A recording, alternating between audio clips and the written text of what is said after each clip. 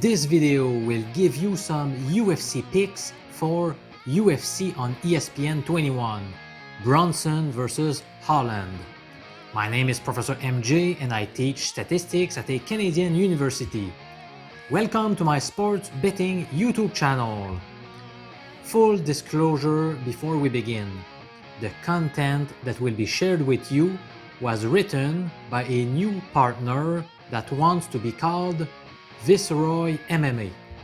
I've been seeing this guy post nice UFC write-ups every single week online, and I could immediately tell he knew what he was talking about. So I asked him if he wanted to join my team by sharing his picks with you, and he said yes. So here we go for the UFC picks for Saturday, March 20. In the main fight, the odds on Derek Brunson are plus 155 versus minus 175 on Kevin Holland.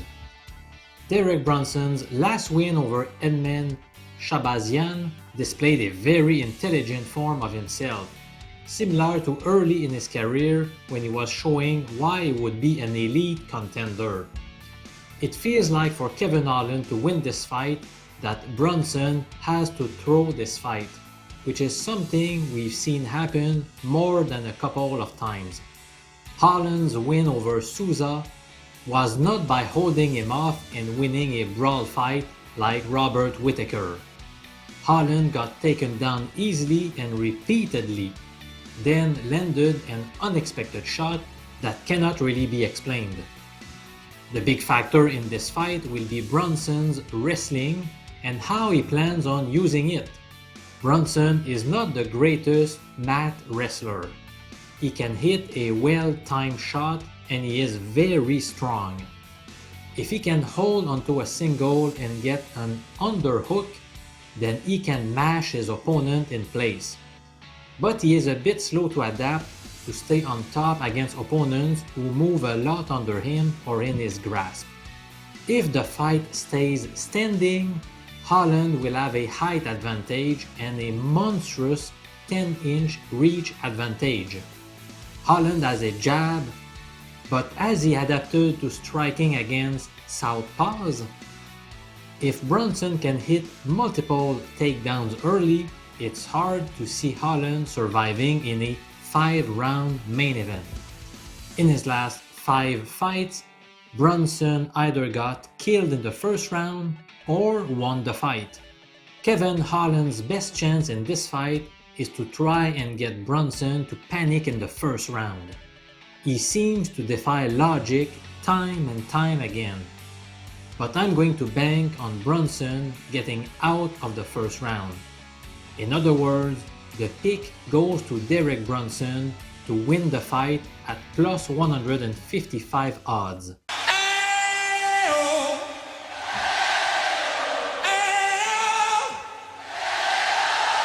The next contest matches up Brad Riddell against Gregor Gillespie.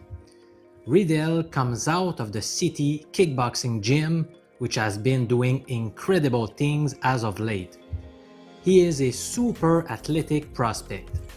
Riddell is super technical and very powerful, and most importantly, a very seasoned kickboxer. Gillespie is heavily reliant on his wrestling. We got to see how Riddell dealt with Magomed Mustafaev, who is not the most technical but extremely powerful wrestler. He had a good performance against Alex da Silva Coelho, but it was surprisingly ragged. Silva was able to pick up basic level changes on Riddell quite effectively. It came down to Riddell being able to outlast him that let him come back into the fight. He started powering his way out of takedowns and working in combinations.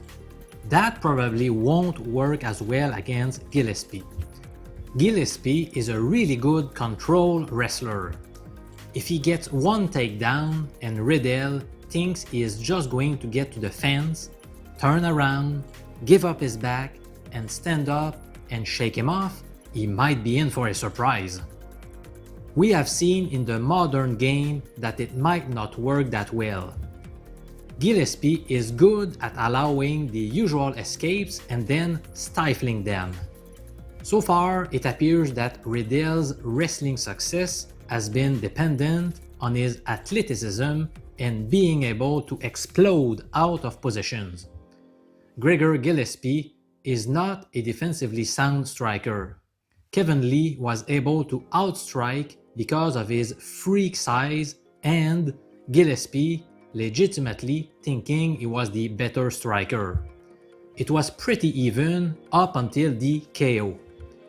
Lee fought as a long striker in that match. Riddell is not that. He is more of a combinations plus hook striker, which puts him into closer firing range. Riddell will struggle against a more control-oriented grappler. Gillespie is a better chain wrestler than Silva, sets a high grappling pace and does not waste time.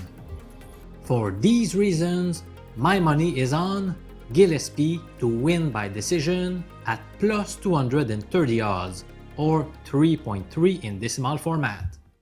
It's time to talk about Adrian Yanez versus Gustavo Lopez.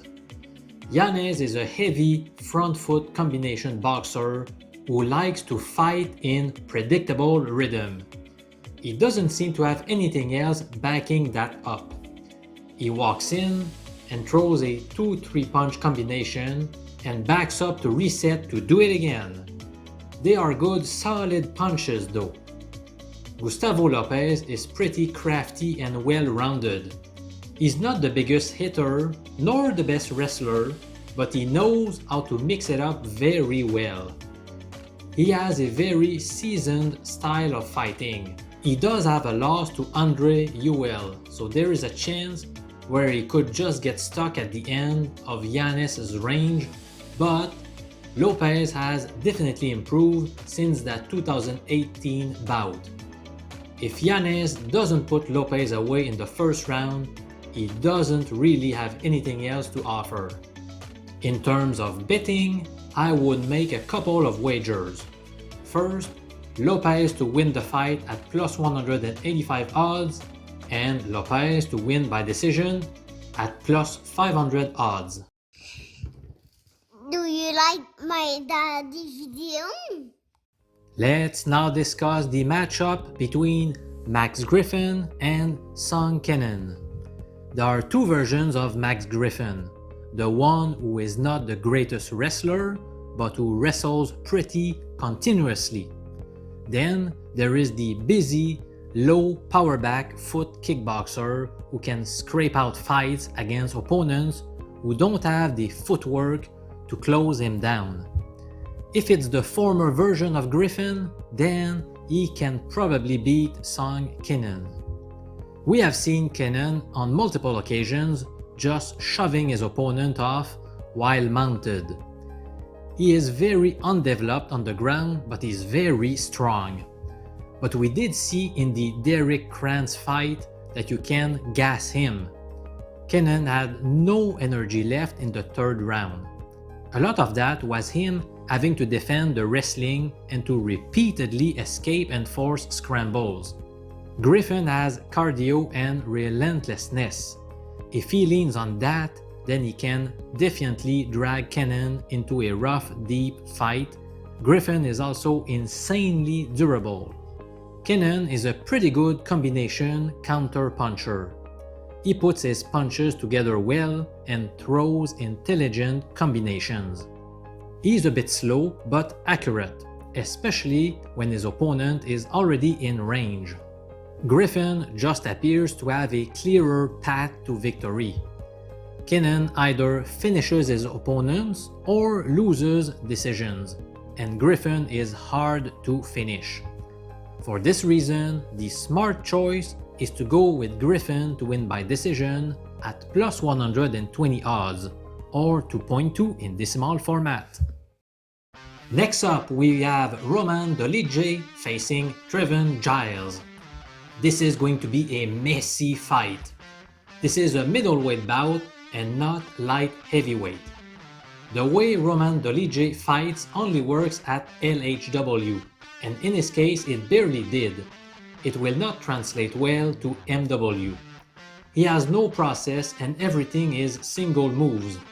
One big punch or single naked kicks. Even the takedowns that he hits on people are incidental. He's also extremely easy to hit. Trevin Giles will throw some combinations. When he does throw single strikes, it's actually a good jab. Giles is difficult to out-scramble or control on the game. He just has more ways to win this fight.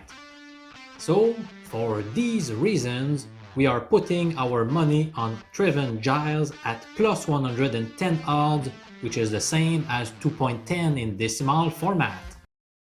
Let's now investigate the Cheyanne versus Montserrat Ruiz fight. Cheyanne is a pretty technical, consistent, but kind of slow-paced kickboxer. She puts together some decent power strikes. She will throw a 2 or 3 strike combination every 20 seconds. The upside of the low output is she is very consistent on the counter. It was what kept her in the driver's seat in her bout against Hillary Rose. As for Montserrat Ruiz, she will just bite down and wing hard hooks consistently with the certainty that no one will knock out her. With just 6 fights in Bay's career, Ruiz's style could work. I'm going for a super long shot here. I'm backing Ruiz to win by submission at plus 1200 odds. Let's cross our fingers here. Up next, we have Macy Chiasson versus Marion Reneau. Reneau is the better fighter and could win this fight if she game plans better. She's very good, but at the same time very frustrating to watch. She is harder hitting and better defensively when it comes to striking. However, it comes down to her lack of confidence. She does not start early enough or put out enough volume. She loses her fights by getting outworked when she really should not be. In those losses, she generally has a round where she almost destroys her opponents.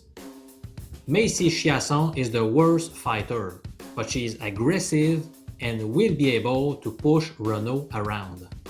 My analysis of this fight recommends putting a wager on Chiasson to win the decision at plus 125 odds, or 2.25 in decimal format. Let's move on to Grant Dawson against Leonardo Santos, shall we? Dawson is not an elite grappler, but he has made a career out of submitting worse grapplers or being able to tire out his opponents. Leonardo Santos' fight against Roman Bogatovic is telling for this matchup. Bogatovic's constant pressure wore horribly on Santos to the point where the fight became competitive late. Dawson can do the same game with better takedowns and march through the counters and land lots of kicks and stay on Santos in a messy fight. If Santos cannot get the submission, his cardio will fade.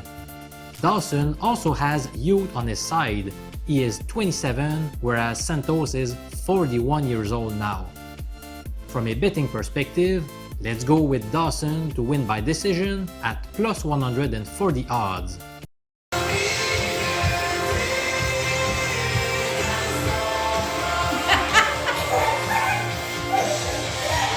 Oh man, it's time for the final pick, which concerns the Bruno Silva versus JP Bay's fight.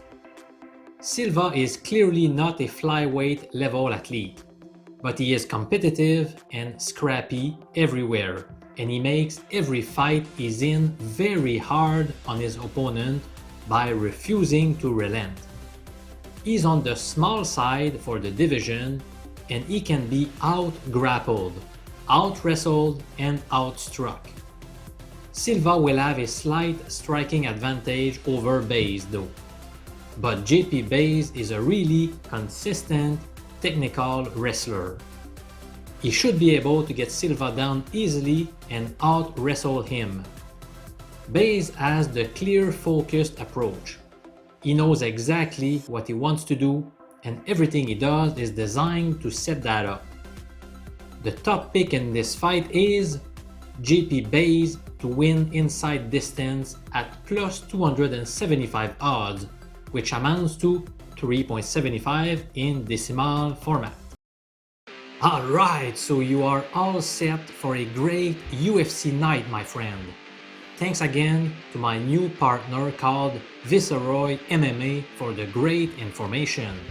If you enjoyed this video, smash the subscribe button. This YouTube channel has the best sports betting information, including picks on the NFL, Major League Baseball, the NHL, the NBA, and college basketball.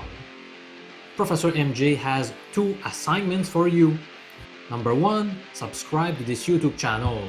And number 2, go ahead and watch my top March Madness pick for Saturday, March 20. Do it now, man.